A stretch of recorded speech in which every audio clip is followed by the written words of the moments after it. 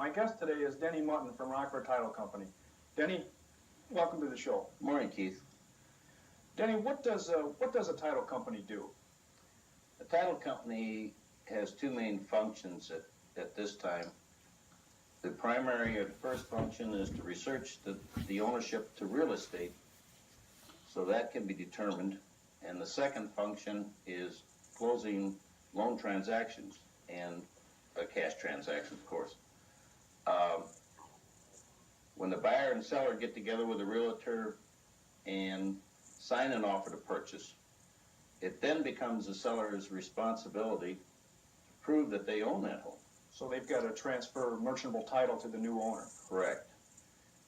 And the title company will research that piece of property for many years to determine who owns the property, if there are any liens or mortgages against that property, and we will analyze that search and comprise a title commitment or a title report. Mm-hmm.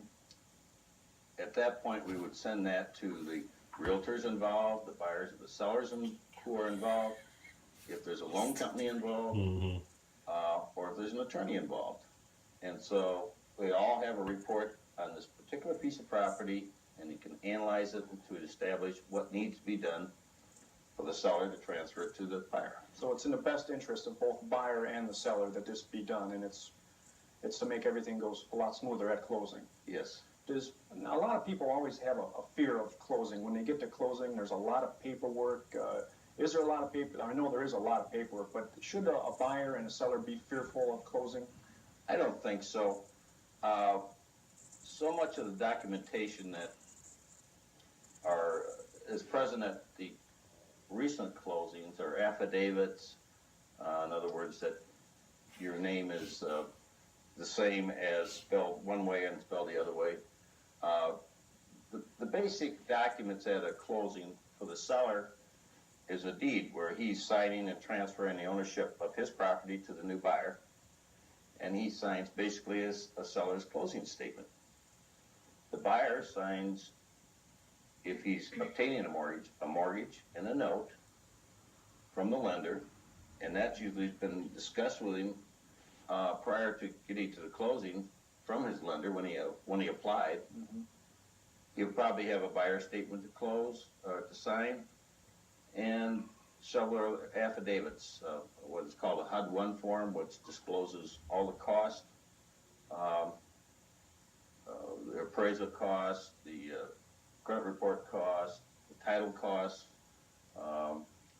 That's pretty much all they'll have to sign. Now, a buyer, when they are closing a transaction, they're required to have a paid insurance policy at closing. That's correct. Okay. Especially if there's a lender involved, but they require that at least the amount of the mortgage be covered. But in most cases, the actual value of the property is covered by that fire insurance policy. Okay. What are some of the advantages and/or disadvantages of closing at the end of a month? Well, the biggest advantage is it's not quite so clustered. At the end of the month? That's right. Everyone seems to want to close their transaction at the end of the month. Why is that? Why do people want to close at the end of the month? If you're obtaining a mortgage, let's say you close at the middle of the month, normal situations you would take and have to pay interest from that day to the end of the month. Your first payment would then be due 30 days from then. Mm-hmm. So you may have to come up with some more cash at the closing. However, if you're not a first-time buyer, for example, and you're selling your house on the other end and purchasing here, the offset of what you're paying off on your old mortgage should equalize out to what you have to pay in advance. And there really isn't any really advantage to it. I don't see a matter of preference and a matter of true. Congestion at your title company, I imagine. Yeah, the title companies and the realtors and also the lenders. If we could avoid some of this at the end of the month, I think everybody would have a more comfortable closing. Mm-hmm. Okay, great.